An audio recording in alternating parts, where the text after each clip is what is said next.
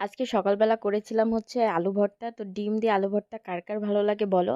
তো সকালবেলা ঘুম থেকে উঠে এরকম আলু ভর্তা ডিম দিয়ে মাখা খাইতে এত যে মজা লাগে কি বলবো। তো আলু ভর্তাটা আমি করেছিলাম, অনেক মজা হয়েছিল।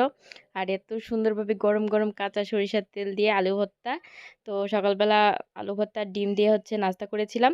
আর তারপরে হচ্ছে বিকালবেলা ছাদে চলে গেছিলাম। আজকে আমরা সবাই প্রোগ্রাম করেছি যে ছাদে পিকনিক করব। তো এখানে আমি আমার ভাই একটু হচ্ছে পাকনামি করেছিলাম, কারণ আমরা যে ছাদে পিকনিক করবো এটা আম্মু জানতো না। আম্মু নিচে ঘুমাচ্ছিল, তো আমার ভাইকে আমি বললাম চলো আমরা ছাদের উপর হচ্ছে পিকনিক করি। তোমার ভাই বললো তাহলে হচ্ছে মুরগি কোথায় পাবো? তো বললাম যে আম্মুর এত মুরগি আছে, মুরগির তো অভাব নেই, চলো ছাদে যে একটা ধরে ফেলি।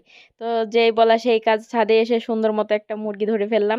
তো জানি না পরে আম্মু কি বলবে, তো যাই বলুক, আমরা যেহেতু খাবো কিছুই বলবে না। তো পরন্ত বিকালে দেখুন সুন্দর মতো আমরা মুরগি পরিষ্কার করছি।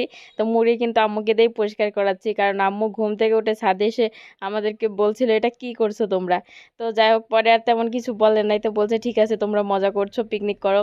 তো এখানে দেখেন আম্মুকে দিয়ে মুরগিটা পরিষ্কার করে নিচ্ছিলাম, যে তুমি হচ্ছে মুরগিটাও সুন্দর করে পরিষ্কার করে দাও। আর এখানে আমি মরিচ পেঁয়াজ যাবতীয় যা কিছু লাগে এগুলো হচ্ছে কাটছিলাম।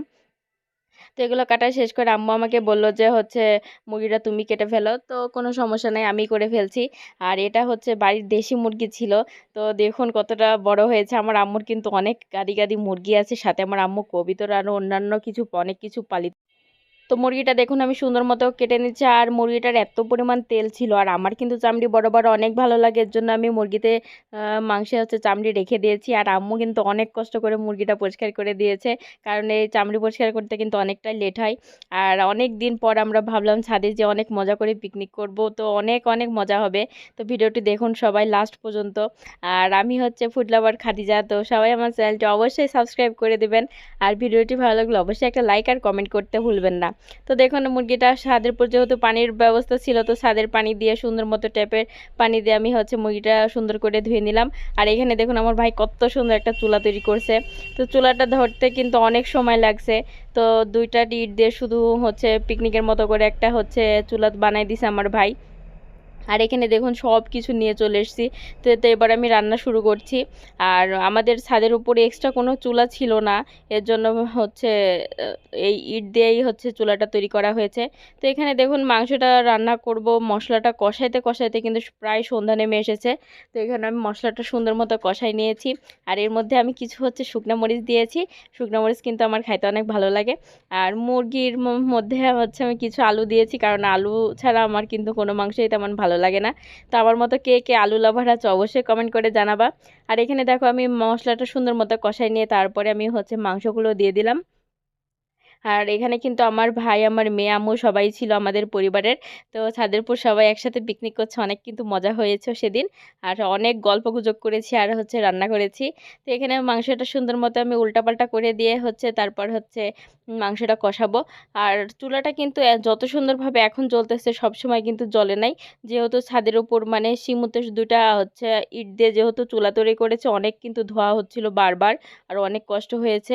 তো তারপরে দেখুন এখানে পুরা হচ্ছে অন্ধকার নেমে এসেছে, মানে সন্ধ্যার পর রাত নেমে এসেছে। তো তার মধ্যে আমরা রান্না করছিলাম। তো অনেক ধোয়া হচ্ছিল, তারপরেও কষ্ট করে রান্না করছিলাম, যদিও কষ্টের ফল মিঠা হয়। তো রাতের বেলা অনেক ধোয়া হচ্ছিল আর হচ্ছে অনেক কষ্ট করে রান্না করছিলাম, যেহেতু গরমও ছিল। তো এখানে দেখুন মাংসটার থেকে অনেকটা পানি সাইডে দিয়েছে।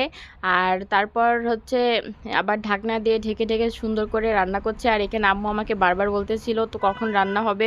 আমার মেয়ে খাওয়ার জন্য কান্না করতেছিল, বলছিল আম্মু কখন রান্না হবে, কখন পিকনিক খাবো। আসলে সে কখন এভাবে পিকনিক করে নাই, এর জন্য সে বারবার বলতেছিল কখন সে পিকনিক খাবে। সে তো যায় না রান্না করে এইভাবে মজা করে খাওয়াকে পিকনিক বলে। তো যাই হোক, এখানে দেখুন আমার মশলাটা সুন্দর করে হচ্ছে কষানো হয়ে গেছে মাংসটা। তো তারপরে মাংসটা এবার সুন্দর মতো হচ্ছে পানি দিয়ে দেব। তা আমি এবার এর মধ্যে এক কলসি পুরো পানি দিয়ে দিলাম। দেওয়ার পর আমি ঢাকনা দিয়ে ঢেকে রাখবো। এই গরমের মধ্যে রান্না করতে যেমন কষ্ট হচ্ছিল তেমন কিন্তু অনেক ভালোও লাগছিল, যেহেতু সবাই মিলে অনেক মজা করে ফ্যামিলির সাথে পিকনিক করে অনেক মজা হচ্ছিল। আর হচ্ছে সবাই আমার কাছে একটু কমেন্ট করে বলবেন, তো অবশ্যই বলবেন যে আপনারা কেমন ধরনের ভিডিও চান আর কি রান্নার ভিডিও চান আমার থেকে। অবশ্যই আমি আপনাদের কমেন্ট নিয়ে ভিডিও করব। তো এখানে দেখুন জলদি আমি সুন্দর মতো হচ্ছে ঢাকনা দিয়ে ঢেকে দিয়েছি। আর দেখুন আমার ভাই এখানে কতটা পরিমাণে কষ্ট করতেছে। আমার ভাই পুরা গরমে ঘেমে আর সে মানে পুরা রান্নাটা মনে করেন লাস্টে সেই কমপ্লিট করছে। কারণ আমি তাকে হচ্ছে তরকারিতে ঝোল দিয়ে চলে আসছি আর বাকিটা ও এভাবে বসে, বসে জাল করছে। আমি জানি না পরে রান্নাটা হচ্ছে খাওয়া যাবে কিনা, কারণ এত পরিমাণ ধোঁয়া হচ্ছিল। তো আমি ভয়ও পাচ্ছিলাম যে এত কষ্ট করে রান্না করছি, ধোঁয়া হবে নাকি। তো পরে যে রান্না করার পর খেয়ে দেখেছি না সত্যি অনেক মজা হয়েছিল। সবাই বলেছে অনেক মজা হয়েছিল। আর আমার রান্না কিন্তু বরাবর অনেক টেস্টি হয়। তো আমার রান্না কে, কে খেতে চান অবশ্যই কমেন্ট করে জানাবেন। আমি তাদেরকে অবশ্যই জানাবো। আর সে যদি আমার সাবস্ক্রাইবার হয় তাহলে তো আর কোনো কথাই নাই। তো যাই হোক হচ্ছে দেখুন মাংসের কালারটা কত সুন্দর আসছে। তো গরমের জন্য আর ছাদে যেহেতু লাইট ছিল না এর জন্য আমরা হচ্ছে পাতিল-টাতিল সব কিছু নিয়ে হচ্ছে নিচে চলে এসেছি। আর এই তো চুলা হচ্ছে পরে নিভাই দিয়েছিলাম আমি। তো নিচে এসে দেখুন হচ্ছে মাংসটা ঢেলে নিয়েছি। তো দেখুন কত সুন্দর একটা কালার এসছে। আর খাইতেও কিন্তু অনেক মজা হয়েছে। তো আজকের ভিডিওটি এই পর্যন্ত। সবাই ভালো থাকবেন। আল্লাহ হাফেজ।